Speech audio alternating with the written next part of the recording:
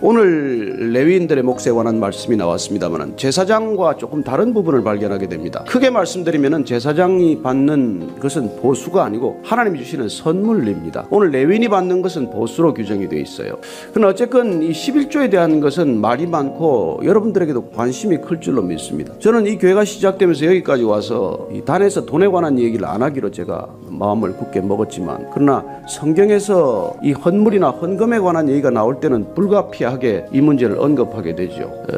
성경 전체로 보면 재물에 관한 문제는 대단히 중요한 문제입니다. 그러나 이 11조에 관한 문제는 여러분들이 관심 있는 분들은 인터넷을 찾아보기도 할 테고 11조에 대한 이게 극단적인 생각들이 있다는 것을 알게 됩니다. 그러나 우리가 돌아가야 할 것은 성경 전체가 무엇을 말하고 있느냐 하는 것이고, 특별히 우리가 신약 시대를 살아가면서 예수님 오신 이후에 이 11조에 관한 문제는 예수님께서 친히 어떻게 말씀하시고 또 우리가 이 시대는 어떻게 11조를 해석하고 살아야 할 것이냐, 그 문제가 적지 않은 문제라는 것을 잘 압니다. 오늘날 교회가 여기에 목을 매는 교회도 있고 또 비교적 자유로운 교회도 있지만은 어떤 교회 입장이 아니라 성경적 입장이 항상 중요한 것이고, 구약과 신약 전체를 통해서 11조는 어떻게 그 개념이 변해왔으며 오늘날 우리는 이것을 어떻게 성경적으로 받아들여야 할 것인가, 그걸 한번 같이 생각해보는 아침이 되었으면 합니다. 하나님께서는 이스라엘 백성들을 하나님의 백성으로 특별히 택하셔서 이 땅 가운데 하나님의 나라를 구현하는 그런 놀라운 복의 통로 삼으셨습니다.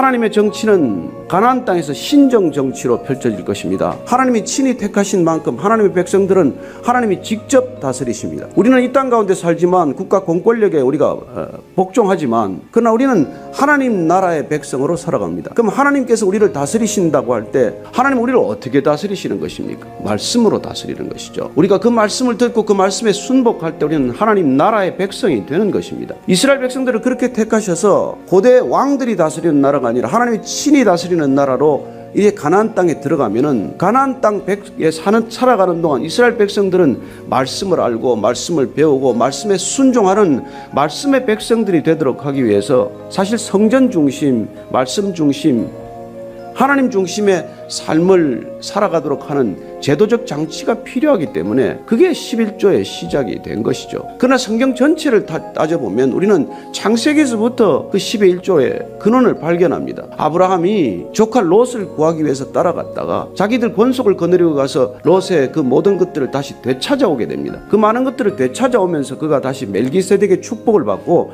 멜기세덱에게 자기가 찾아온 모든 전리품의 10분의 1을 드림으로 11조라는 개념을 우리가 발견하죠. 창세기 14장에서부터 28장으로 넘어가면 야곱이 베델에서 그 머리 위로 하나님이 오르락내리락 하는 경험을 하게 되고, 거기에 베델에다가 자기가 돌베개에다가 기름을 붓고 거기에 자기 서원을 자기가 하는 것이죠. 앞으로 나는 모든 내가 가지고 있는 수입의 소득의 10분의 1 주님께 드리겠다라고 하는 약속을 하게 되는 것이죠. 하나님이 먼저 요구한 흔적은 하나도 없어요. 본인이 감사해서, 기쁨을 감추지 못해서 내가 얼마나 감사한지, 하나님을 만난 것이 얼마나 기쁜지 그렇게 드리겠다고 자원하지 않았습니까? 이제 레위기나 민수기나 이쪽으로 넘어오면은 이 11조는 사실은 하나님 나라를 지켜가기 위한, 하나님 나라를 구현하기 위한 하나님의 섭리가 가려져 있다는 것을 알게 됩니다. 첫째, 하나님의 성막을 주셨기 때문에 그 성막을 관리하고 성막을 지킬 수 있는 제사장들이 그 성막 관리나 성막 전체에 소위 이 백성들, 이스라엘 백성들의 죄를 대속하고 하는 그런 하나님에 관한 일들을 전담하기 위해서 하나님께서는 그들의 생계를 보장해 준 것이죠. 그래서 어제 우리가 보았던 제사장에게는 선물이 주어지는 것입니다. 하나님이 일을 하고 무슨 보상이 있겠습니까? 하나님이 어떻게 보수를 주면서 일을 시키겠습니까? 하나님이 무슨 우리하고 거래가 필요합니까? 그래서 너희들의 생계를 내가 보장하겠다는 뜻에서 소금 언약을 하셨지만, 그것은 내가 너에게 시간당 얼마를 주겠다, 요셉처럼 시급 10,000원을 이상 주겠다, 이게 아니지 않습니까? 그들이 먹고 살기에 부족함이 없도록 내가 그 생계를 책임져 주겠다는 것이죠. 그리고 그 제사장들을 돕는 레위인들에게도 오늘 그 몫을 주님께서 약속하고 계십니다. 명령하신 것이죠. 이스라엘 백성들은 전부 11조를 거제로 드리면 그걸 레위인들의 몫으로 하겠다는 것입니다. 그리고 그들은 그게 보수예요. 그래서 레위인들은 그들이 받은 10의 1조에서 받은 것에 또 10의 1조를 또 제사장의 몫으로 돌리게 됩니다. 어쨌든 오늘 전체 맥락은 그렇지만은 그 11조가 이제 가나안 땅에 들어가서 정말 그렇게 제대로 잘 진행이 되었느냐는 또 다른 문제예요. 그래서 이 레위인들에게는 이 가나안 땅에 들어가면은 이제 땅이 주어지지 않지 않습니까? 분배에서 제외되는 것이죠. 여러분, 땅이 없으면 아무 소출이 없고 소출이 없으면 소득이 없는 거나 마찬가지 시대 뭘로 삽니까? 그래서 그들에게는 비록 48개 성읍이 주어지긴 했지만 성읍 가운데 살 수는 있지만 그러나 자기들이 경작할 땅이나 포도원이 없기 때문에 결국은 그 이스라엘 백성들이 경작한 소득의 10분의 1을 거제로 드림으로 그걸 가지고 레위인들이 살아가도록 한 것이죠. 그럼 48개 성읍에 나누어져서 그들이 하는 일은 무엇입니까? 이스라엘 백성들을 하나님의 백성으로 살아가도록 하는데 부족함이 없도록 하는 것이 그들의 책무였지 않습니까? 그러나 우리가 사사기에서 보듯이 레위인들의 타락은 점점 더 심해지게 되고 그 타락의 한 가지 원인은 사실은 11조가 제대로 안 드려졌다는 데서 찾기도 합니다. 사실 이스라엘 백성들이 충분히 그 백성들이 다 11조를 드렸다면 레위인들이 그 생계에 어려움이 없었을 텐데 사실은 학자들이 이렇게 추정하는 바에 따르면 그렇게 11조를 열심히 낸 것 같지는 않다는 것으로 규결이 됩니다. 그래서 레위인의 첩사건에 이르기까지 이런저런 타락하는 요인이 되고 개인적으로 돈 있는 사람들이 자기 집에 마치 사설 제사장을 고용하듯이 하는 그런 일들이 일어나게 되고 그런 타락이 극도에 달하면서 이스라엘 백성들은 하나님의 말씀을 기준으로 살아가는 백성이 아니라 결국은 자기 생각을 기준으로 살아가는 사람들이 되고 그래서 사사기의 마지막 타락의 끝은 무엇입니까? 각자가 자기 생각에 오른 대로 자기 소견에 오른 대로 자기가 보기에 오른 대로 살아가는 존재가 되고 마는 것이죠. 여러분, 그게 포스트 모더니즘의 기초예요. 출발은 거기서부터입니다. 다 내 보기에 옳다, 내가 기준되는 세상 아닙니까? 여러분, 말씀이 기준이 안 되면 절대적인 기준이 없으면 상대적인 기준으로는 사회적 권위 시스템은 유지가 안 됩니다. 그러나 어쨌든 하나님께서는 그런 하나님의 나라를 지켜가도록 하기 위해서 그 11조라는 것을 레위인들에게 준 것이죠. 그들도 기업이 없기 때문에. 그리고 레위인들 전체는 그렇게 살아가도록 하나님께서 은혜를 베푸셨던 것이죠. 자, 25절 이하를 읽습니다. 시작. 여호와께서 모세에게 말씀하여 이르시되 너는 레위인에게 말하여 그에게 이르라 내가 이스라엘 자손에게 받아 너희에게 기업으로 준 11조를 너희가 그들에게서 받을 때에 그 11조의 11조를 거제로 여호와께 드릴 것이라. 내가 너희의 거제물을 타작마당에서 드리는 곡물과 포도즙 틀에서 드리는 즙같이 여기리니 너희는 이스라엘 자손에게서 받는 모든 것의 11조 중에서 여호와께 거제로 드리고 여호와께 드린 그 거제물은 제사장 아론에게로 돌리되 너희가 받은 모든 헌물 중에서 너희는 그 아름다운 것 곧 거룩하게 한 부분을 가져다가 여호와께 거제로 드릴지니라. 가장 아름다운 것을 드리도록 말합니다. 그리고 그들은 백성들로부터 거제물을 받았고 11조를 받았지만 그 중에서 다시 11조를 구별하여 제사장에게 아론에게 드리게 되는 것이죠. 그래서 처음 주님께서 이 11조를 말씀하시게 된 배경은 성막 전체를 유지하고 보수하고 관리하는 것에도 이 11조의 헌금은 들어가게 되어 있습니다.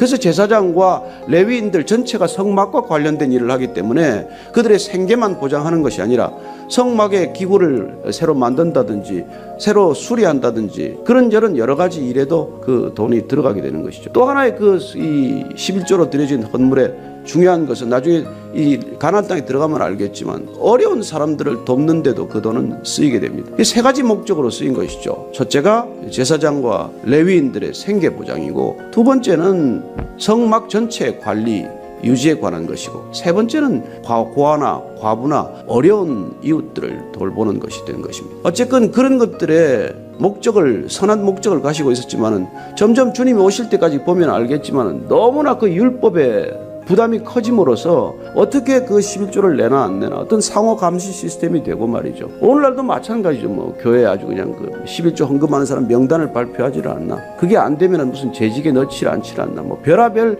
좌우지간 그런 것들을 얘기를 하고 있지 않습니까? 심지어는 뭐 그걸 안 내는 걸 뭐라고 뭐 어떤 교회에서는 뭐 심각한 얘기를 하던데 그럼 신약 시대는 우리가 그걸 어떻게 해석해야 될 거냐는 것이죠. 주님께서 한번 하신 말씀을 한번 찾아보고 넘어가십시다. 마태복음 23장 23절 24절이에요. 시작. 화 있을진저 외식하는 서기관들과 바리새인들이여 너희가 박하와 회양과 근처에 11조는 드리되 율법에 더 중한 바 정의와 긍휼과 믿음은 버렸도다. 그러나 이것도 행하고 저것도 버리지 말아야 할지니라. 맹인된 인도자여 하루살이는 걸러내고 낙타는 삼키는도다. 11조를 얼마나 철저히 했는지 말이죠. 박하, 회양, 근처 이런 조그마한 예를 들어서 뭐 텃밭에 무슨 도마도를 길렀다 무슨 뭐 고추를 심었다 거기 나오는 것도 11조를 계산할 만큼 철저한 그런 11조 생활을 했지만 문제는 율법이 가리키고 있는 바 더 중요한 정의와 긍휼과 믿음을 버렸다고 말합니다. 이게 문제가 된 거라는 거예요. 그래서 우리는 말라기 3장 10절 말씀 가지고 한번 11조 해봐라. 하나님을 테스트해봐라. 내 곳간에 넘치도록 부어주나 안 부어주나 그거 가지고 맨날 얘기할 게 아니라 율법이 말하고 있는 근본적인 취지는 이 정의와 긍휼과 믿음이라고 하는 건데 그 정의와 긍휼과 믿음을 실행하는 하나의 방편으로서의 11조를 주님께서 말씀하고 있다는 것을 알 수 있죠. 더 깊이 가면 어떨까요? 주님께서는 이 땅에 성전을 무너뜨리러 오셨습니다. 성전을 파하러 오셨어요. 성전 중심의 신앙 전체 종교 시스템을 무너뜨리러 오신 것입니다. 그분 자신이 사흘 만에 일으키리라 내가 성전을 되리라고 말씀하신 그분께서 성전 보수를 위해서 무슨 11조 얘기를 하실 까닭이 있습니까? 성전이라 성전이라 성전이라 너희들은 그렇게 말하지 말아라. 오늘날 성전 시대는 끝났습니다. 성전이라는 말은 사실 써서는 안 되는 시대가 된 것이죠. 누가 성전입니까? 건물이 아니라 저와 여러분이 성전 아닙니까? 그래서 우리가 그 당시에 말하던 그런 개념의 11조와는 상당히 변질되었다는 것을 알 수 있죠. 그러나 사도 바울은 뭐라고 말합니까? 그렇게 복음으로 말미암아 복음을 전할 때 내가 먹고 살 수도 있지만 그러나 내가 하나도 이 권한을 쓰지 않겠다는 거예요. 그래서 그건 텐트 메이커가 된 거예요. 그는 장막 만드는 기술을 가졌기 때문에 그래서 브리스길라와 아골라도 만나고 그래서 그들은 하나도 나는 이 권한을 쓰지 않겠다고 말하는 거죠. 내가 달라는 게 아니라는 거예요. 그리고 이스라엘 백성들에게도 그걸 요구하지 않았기 때문에 예루살렘 교회가 어려웠을 때 11조 제도가 있었다면 당연히 11조로 그걸 도왔겠지만은 그렇지 않고 자원하는 심령으로 내는 것들을 모아서 사도 바울이 예루살렘 교회에 전달하는 것을 보게 됩니다. 너희들이 연보를 조금 비축해 놨다가 그걸 내가 갈 때 그걸 내가 전달하게 해달라고 하지 않습니까? 그래서 신약시대에 오면은 적어도 주님이 이 땅 가운데 교회가 우리를 되시게 하심으로부터는 그 문제로부터는 비교적 자유로워졌다는 것을 알게 됩니다. 그러나 근본 정신이 훼손되었습니까? 아니요. 그것도 중요하지만 예수님께서는 그보다도 더 중요한 것을 우리가 잊어버린다면 그게 무슨 그렇게 의미가 있겠냐는 것이죠. 자, 그렇다면 그분께서 말씀하시는 근본 취지에 비춰보면 우리는 구원받은 백성으로서 정말 주님 앞에서 우리가 우리의 마음을 먼저 드린다면 어떻게 그게 11조 규정에 우리가 묶이겠냐는 것이죠. 하나님께서는 우리에게 예를 들어서 인생 전체를 선물로 주셨지만 구원 전체를 선물로 주셨다면 그래서 그 구원의 감격과 기쁨이 우리에게 날마다 솟아난다면 어떻게 규정에 묶이겠냐는 거예요. 저는 여러분들이 그 규정에 묶이지 않도록 하기 위해서 그 말씀을 제가 자주 안 드리는 거예요. 그리고 마치 종교적 의무를 다하면 내가 신앙에 무슨 보장이 있는 것처럼 여러분들 얼마나 많은 착각을 하게 됩니까? 그래서 오늘날 정말 성전 시대가 끝이 났다면 우리가 이 11조에 관한 해석은 그렇게 해석해서 안 되는 것이죠. 그래서 종교개혁 이후에 종교개혁은 왜 일어났습니까? 성전 짓는다고 돈 걷다가 일어난 사건이에요. 베드로 성당 짓고 로만 캐톨릭이 끊임없이 그 돈을 걷어가지고 그래서 지금 독일 같은 나라에서는 어떻게 할까요? 종교세를 걷어요. 종교세를 걷지만 종교세는 내가 종교세를 내겠다고 하는 사람들이 자발적으로 냅니다. 대부분 자발적으로 많이 내죠. 그래서 그들은 어떻게 보면 국가 공무원처럼 또 변질되고 말았어요. 뭐 그런 결함이 있긴 하지만 어쨌건 저는 이 문제에 관해서 저와 여러분들이 한 번 더 진지하게 생각한다면 우리가 어리석게 이런 질문은 안 할 것입니다. 그거 가지고 고민할 것 없다는 것이죠. 저는 여러분들이 주님께 먼저 마음을 드릴 때 과부의 2렙돈을 더 크게 보셨던 주님처럼 우리가 마음을 담아 드리는 것이 헌금이지 마음이 없는 건 여러분 그건 뭐라 그래 복채라 그러나요? 내 마음이 없으면 그게 무슨 소용이냐는 것이죠. 그래서 오늘 이 11조에 관한 문제를 지금 정말 너희들이 말이죠. 가장 아름다운 것, 거룩하게 한 부분을 가져다가 여호와께 드리라는 거예요. 그러니 이게 부담이 되고 내가 짐이 되고 내가 이게 자원하는 마음이 전혀 없으면 그걸 하나님이 왜 받으시겠습니까? 자, 큰 원칙을 보십시오. 하나님이 받으셔서 씁니까? 영이신 하나님이 재물이 왜 필요합니까? 그래서 하나님께서 이 재물에 관한 문제를 말씀하신 것은 자, 첫째, 제사장에게는 하나님을 의지할 때 재물을 의지하지 않아도 된다는 놀라운 선물을 허락하신 것이죠. 여러분 모든 것들이 하나님으로부터 온다는 하나님의 놀라운 사인으로 주신 것 아닙니까? 하나님을 우리가 섬길 때 모든 것들이 하나님으로부터 온다는 것이 만나로부터 시작된 일이고 그리고 그 만나를 우리가 끊임없이 거두다가 이제 가나안 땅으로 들어가면 내 힘으로 소출을 얻어야 할 텐데 그 가나안 땅에 가서도 하나님을 기억하는 하나님의 기억 보조장치가 11조라는 겁니다. 레위인들에게 그걸 거제로 드릴 때 하나님을 기억하고 드리고 하나님을 공개하며 드리는 것을 통해서 이 가나안 땅의 소산 전체도 하나님으로부터 온 것이라는 것을 기억하도록 하는 하나님의 놀라운 저는 선물, 지혜라고 믿습니다. 그들은 11조를 드리게 하심으로, 그리고 레위인들은 그 11조를 받고 본인이 또 11조를 내게 함으로 하나님으로부터 오는 모든 것들 하나님의 선물로부터 비롯된 것이라는 것을 기억하도록 하는 메모리 시스템이나 마찬가지예요. 그러나 그 메모리 시스템을 주님께서 오셔서 제해버린 까닭은 이제 더 이상 그런 식으로 주님을 기억할 필요가 없어졌기 때문이죠. 왜요? 주님께서 오셔서 성령을 부어주셨고 이제는 그런 장치로, 보조장치로, 기억 보조장치를 달아서 하나님을 기억하고 하나님께 끊임없이 순종하도록 하는 그런 시스템이 없더라도 우리는 하나님을 날마다 기억하고 날마다 하나님께 우리의 전부를 올려드리고자 하는 놀라운 성령의 사람이 되었기 때문에 우리는 거기로부터 자유하는 사람이 된 거예요. 저는 여러분들이 그 점에서 모든 헌금으로부터 자유하기를 선언합니다. 그게 부담이 되면 진짜 유익이 없어요. 그게 사도 바울이 하는 얘기 아니에요. 내 몸을 불사르게 내어줄지라도 11조가 아니라 내가 가진 모든 것을 주님께 드린다고 할지라도 사랑이 없으면 그게 내게 무슨 유익이 있냐고 말합니다. 저는 여러분들의 동기가 오직 사랑이 되기를 원하고, 그리고 재물을 쓰는 기준은 하나님이 되기를 축복합니다. 나를 위하여 써봐야 별 기쁘지 않아요. 그러나 하나님께서 불쌍히 여기는 고아와 과부나 어려운 이웃들을 위해 쓸 때 내가 드린 것보다 훨씬 많은 것을 되돌려받는 것을 경험하게 될 줄로 믿습니다.